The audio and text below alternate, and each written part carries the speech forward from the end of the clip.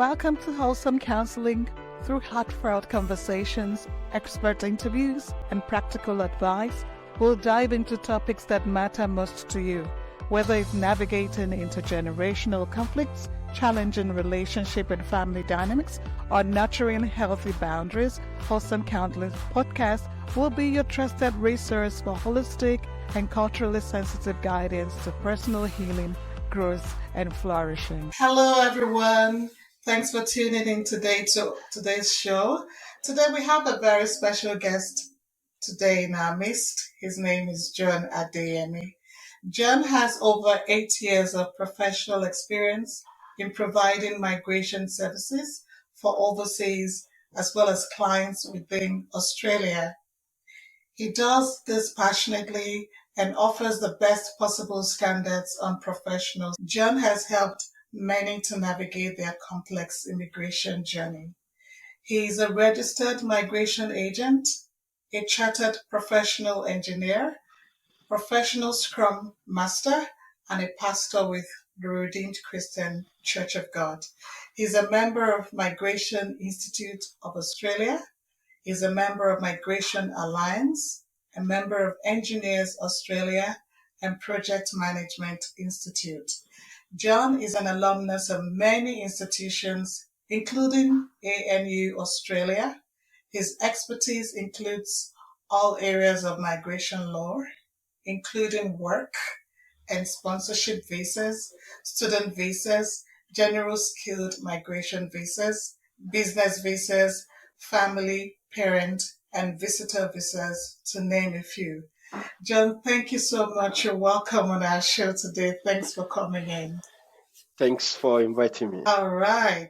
I guess today a lot of our audience are really excited, looking forward to connect that bit of migration to what is a typical experience of those that are culturally different. And I'm going to read a quote from Daniel Sanchez and Morales Robert that talked about migration.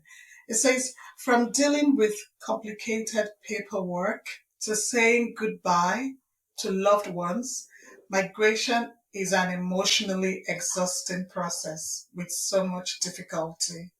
Migrants face challenges such as themselves to a different cultural context, learning a new language, struggling with alienation, and wrestling with feelings of remorse or guilt for leaving their home country, among other challenges.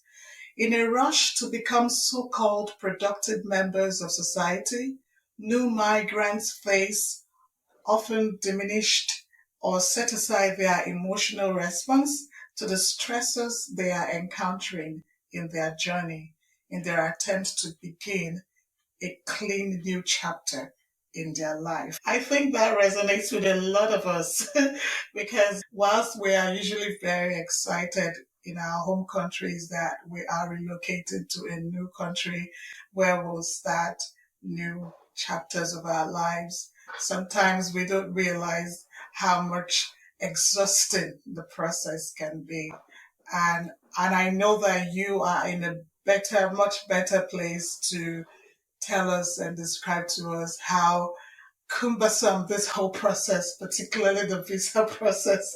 John, please share with us your family's migration story and how long you've lived in Australia. Thanks. That's an interesting question. I migrated to Australia in the year 11, August precisely. So I'm now more than 11 years in Australia.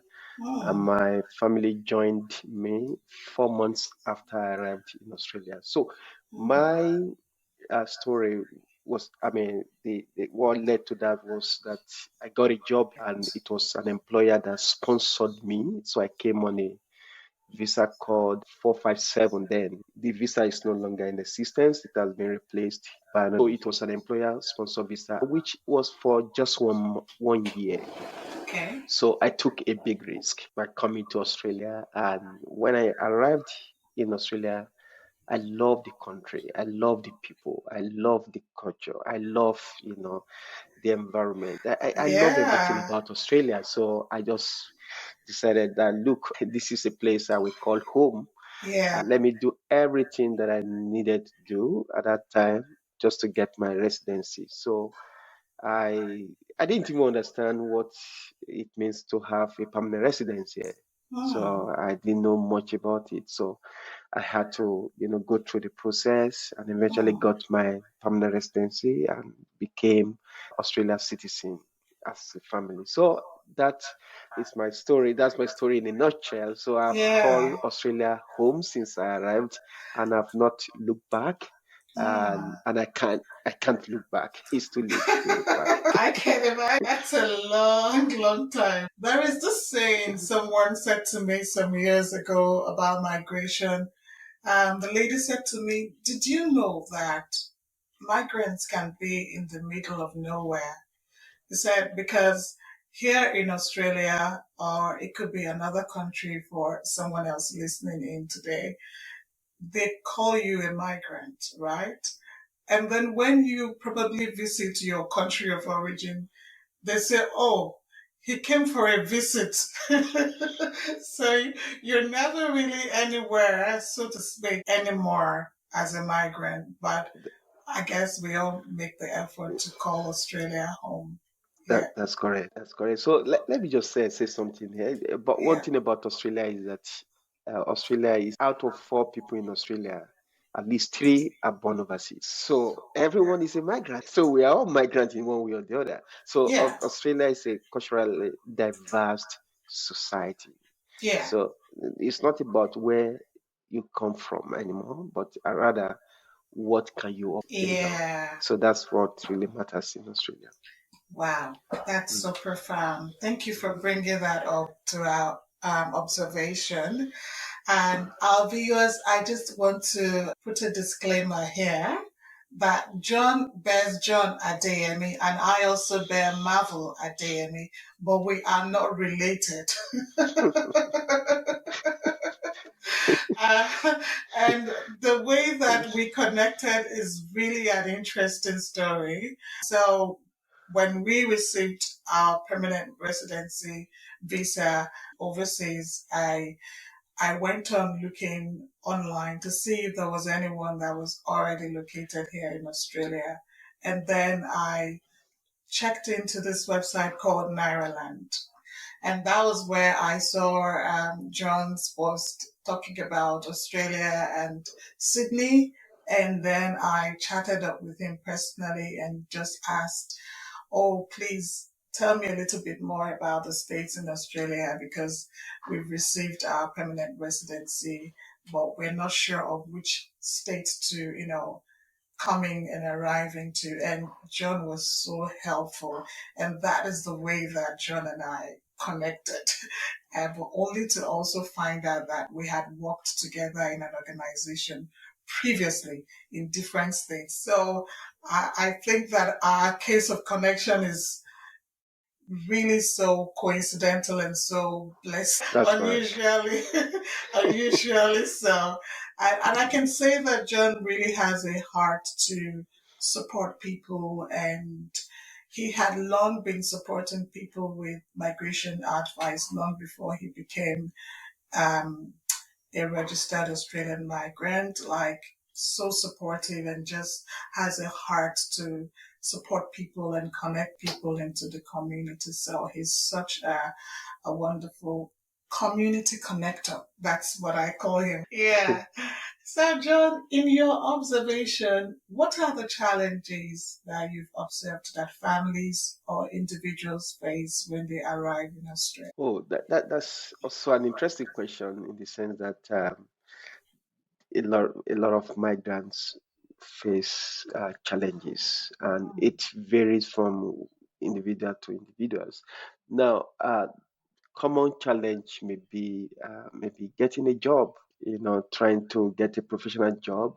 Maybe someone who happen to work as a manager overseas, coming to a Mm, new country, mm, sometimes you might need to start from the scratch. yeah. You might need to take a junior role, and to Mm, even break that barrier of local experience, because it's a big challenge. Once you may throw in your application and they get back to you, sorry, on this occasion you are not considered. Why? Mm. Because they feel that you do not have local experience. You Mm. definitely need to start from somewhere. Yeah. So that's one challenge, and to overcome that, you may need to you keep trying. That's just the truth. You keep Mm. trying until you are able to get that breakthrough. Mm. And sometimes don't go for permanent role. You could just start with a contract role. So Mm. starting with a contract role, maybe like a short-term contract role, we give you a leverage to get Mm. a better, offers, subsequently. That's Mm. one thing migrants do. Yeah. That's what I've seen. And you need to also, in order to break through the barrier of job, getting a professional job, Yeah. sometimes migrants will need to downgrade their CVs and update Mm. it as well, adapt it, to Mm. Australia standards. That is what Australians employers or recruiters expect to see on your CV. If they don't Mm. see such things, they won't even invite you. Yeah. So that's one big one, is getting a job.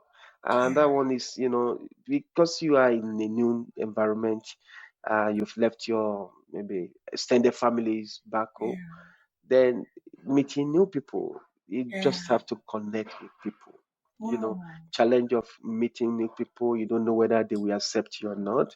So you are Mm. scared of reaching out. And so there are things you need to do, to overcome that. Yeah. Perhaps maybe in your local community, get involved. Mm. Don't stay idle, don't stay alone, don't stay on your own. Just, you Yeah. have to get out there, meet people in shopping mall, meet Mm. people in sports centers, get involved as a volunteer, in the local event, Yeah. get involved in churches if you are, if it's a person of faith, in Yeah. mosque if you are, whatever faith you belong to. Yeah. Just go out there, meet with new people, and Yeah. out of 10, at least two will become your new friends. And these are people you can relate with, Yeah. and move on from there. And your professional colleagues as well, Yeah. connect with them, connect with, network is very key. So, Mm. and another challenge I see people face is getting decent accommodation, because it Mm. can be challenging to get the first Yeah. accommodation. Yeah. Landlords, agents do not know you. Mm. They are not sure if you are able to pay. Here Yeah. they don't do Santa Claus. They don't dash you things. You just have to, they want to see that you are able to pay. So Yeah. you have to, in that case, sometimes you might need to pay six Mm. months upfront. Oh dear. Yes, so to overcome that barrier, show that you are able to pay your rent, then pay Mm. upfront 6 months. Mm. Normally, you are not supposed to pay more than 2 weeks, but Mm. show them that you are able to pay, and that way you'll be able to overcome that. Or get someone who is already established to Yeah. help you out, to help you talk to, agents, their Mm. agents, so that they can help you with accommodation. That's the Yeah. first, you need to get your first accommodation, of course. Yeah. Then maybe if you language barrier is another challenge.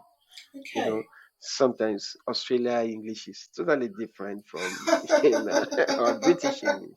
You need Yeah. to really pay attention to understand their their terminologies, their vocabulary. Speak your own Yes. vocabulary, they may not understand you, Mm. and you may not understand them as well. So Yes. language barrier is a key challenge as well that Yes. migrants do face. Mm. And because migrants, sometimes they have families, children, Yeah. raising children in this environment is totally different from overseas. Yes. There are things you could do to children outside, but Yeah. here in Australia, you cannot do it. You cannot Yes. spank your child anyhow. Mm-hmm. You have to be careful of the way you talk to your child, Mm-hmm. in the public. So, Mm-hmm. but overseas, anything goes in Mm. some places. But Yeah. here in Australia, it's a totally different ball game. So you have to understand the way children can be treated. You can deal Yes. with children, and also it can be challenging. Daycare, getting your child in daycare can be Yes. challenging as well, and the Mm-hmm. cost of living in Australia Oh, is tell me huge. about it. Yeah, it's really huge. So you must be ready to pay. Don't be the type that before you spend money, you have to exchange to your local currency. You get bored of it, you get tired of it. Yes. So these are a few challenges I can mention. Oh, thank you. You mentioned so much, so many No worries. challenges, and I think that most people listening in today would probably be laughing over it, That's or correct. go like, "Oh, where were you all this while? I needed to have heard all of this advice." But it's good that we can laugh over it now. It's just part of the experience That's of correct. migrating and acculturating into Australia. That's I correct. my next question is about community. As a social worker, I'm big about community, and I cannot ignore the wonderful role that you are playing as one of the spiritual leaders in the African community as a pastor in the Redeemed Christian Church of God. For most culturally diverse people, we believe that a man has a body, a spirit, and a soul. And it's very natural that culturally diverse people are inclined to spirituality and in the way that they intend to communicate to the supernatural. For the Christians, that'll be through the Bible, through praying in the name of Jesus. And you are a pastor. I I have observed that the Redeemed Christian Church of God is one of the strong institutions in the community that is really supportive of new migrants into Australia. And I just want you to speak a bit about, the services that you offer and how you create community for newly arrived migrants. That's great. So for us as a church, so what we do to get migrants acclimatized Yeah, fast in the society once they come in yeah, is we have several groups within the church, like welfare, okay, people that are trained, providing information, right information, yeah, and useful information that will help them settle in the area yeah, of all the challenges we have mentioned, yeah, getting a job, helping them getting accommodation, yeah, helping them, getting the right information on schools, even suburbs where to live, cheaper, so affordable suburbs. yeah. I remember something some years ago. I was looking for a place to rent, and Mm, I mentioned it to another in the church, and he said, "No, don't go to that place. Uh, mm, you may not be able to cope there." And that is true. mm. So yeah, we have all these supporting groups there that are there to give an helping hand. And Yeah, if you are the type that have maybe young kids, we have elderly people that can say, "Look, you can get cheaper. You can bring your child to our house, just for family yeah, daycare, yeah, and you get it at discounted rate." So information here is key. yes. If you are not informed, you are deformed in Australia. Mm, You mm, must have access to information, and mm. getting that information can prolong your journey if you don't Absolutely. have it.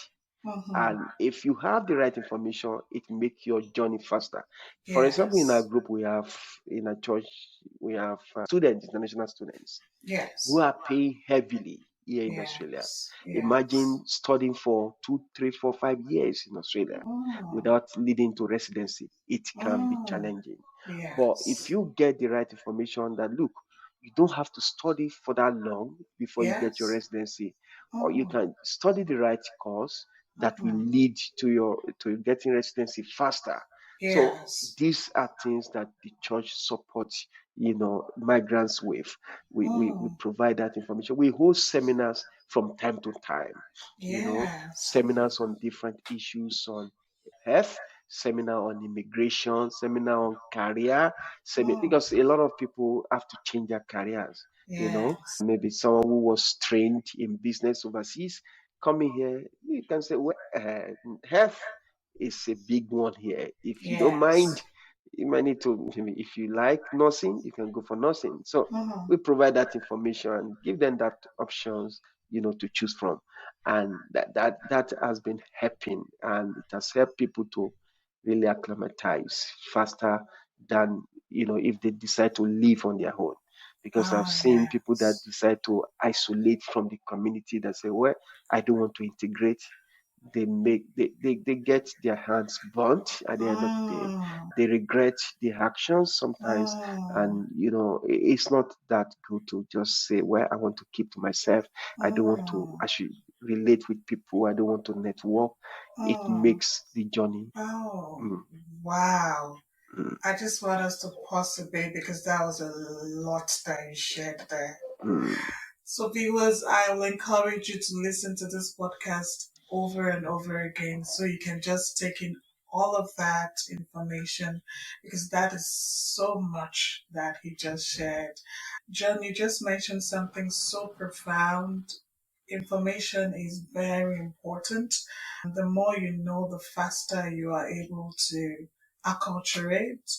yeah. But the less you know, the slower the journey, particularly when you arrive on short-term visa and you're looking to settle in into that requires a lot of strategic information. Thank you for sharing that.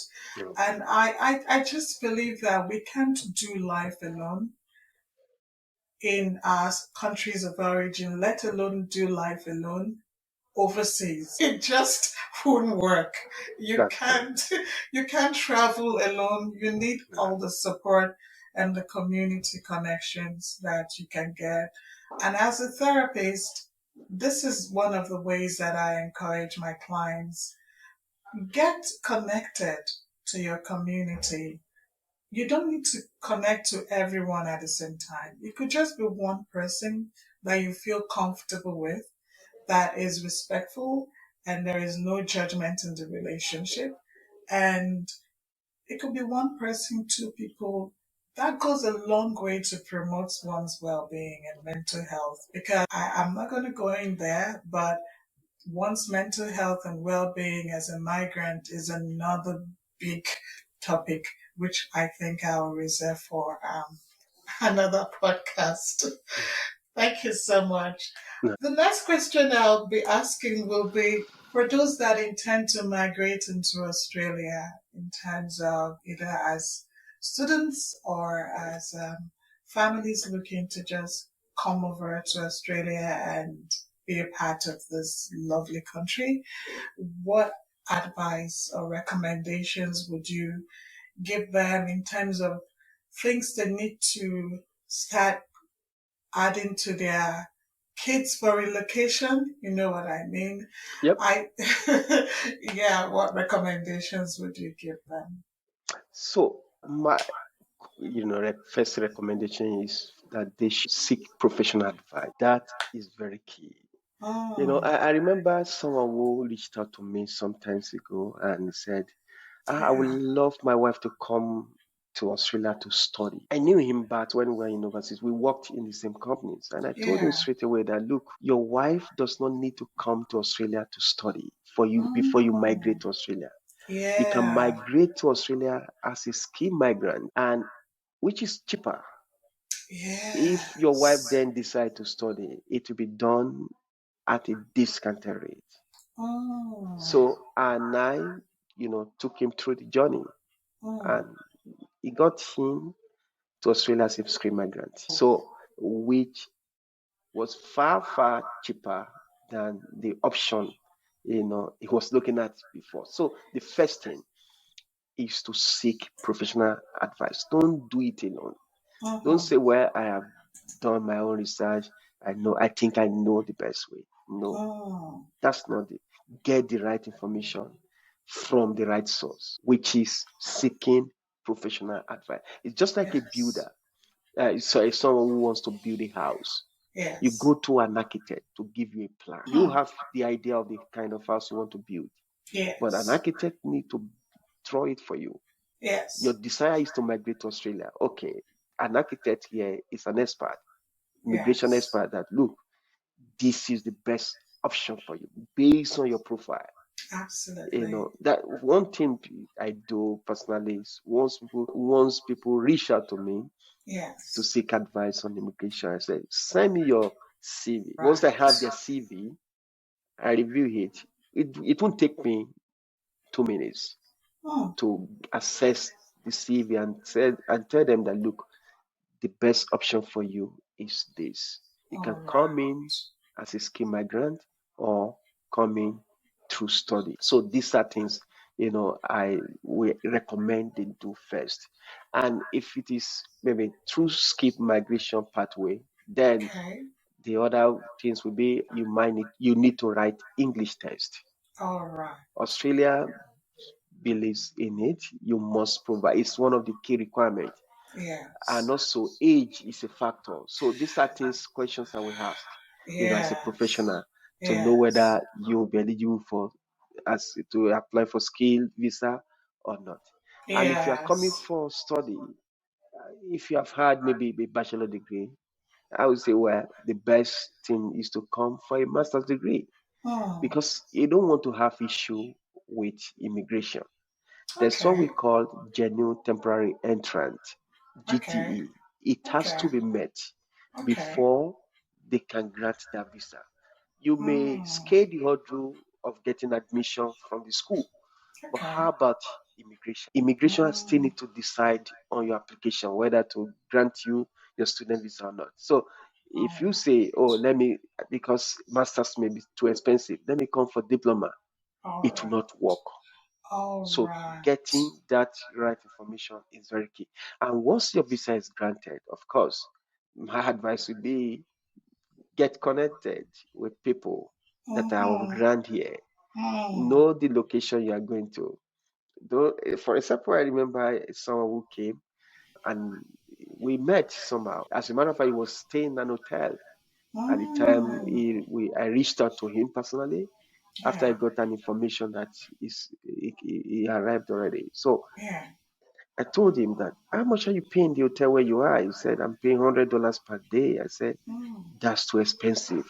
You can mm. get a better place. First of all, come over to my place. Oh, And he came over and he stayed with me for almost 1 month. oh. So, and I told him, look, where are you looking at to get an accommodation? He was saying, I would like to stay very close to the campus. He came out on a student visa. I said, it does not matter in Australia. All In Sydney right. here, the Yeah. public transport is functioning well. Yes. So you can live anywhere. As a matter of fact, Yes. live in a place that you'll be able to afford. Yeah. Because how much did you think you brought into the country that will amount to something here? By the time you do the exchange, you will know that the money is nothing. Oh dear. So he listened to me, and Yeah. thank God that he listened, and that was how we resolved that issue. So, Yeah. yeah. So get connected with people who will give Yeah. you right information and use Yeah. that information as well. Yeah, Yes. that's what I would Yes. advise. That's so profound. Mhm. Fact. Thank you. That last comment you made, use the information, is so profound. That's correct. All right. As we bring this lovely conversation to a conclusion, John, how can you be reached for migration services? Well, people can reach me through my email at gmail.com. They can also reach me through my mobile number, which is 045 and they can reach me through my website, dancemigration.com. Okay. Can you Dams, spell the dance, please? So yeah, that. Okay. Yeah. DAMSMIGRATION, All right. damsmigration.com. So you can reach me through these avenues, and I will Oh, thank you so much. Thank you so not much, worry. John, for coming to this wonderful podcast show today. And our viewers, I hope that you have enjoyed this conversation as much as I did. We could go on and on to, unpack a lot of things around migration as a single person, as a family, and the likes, but time will not permit us to do that. but I'm hoping that John will come back to the podcast to share more of his. Thanks for listening.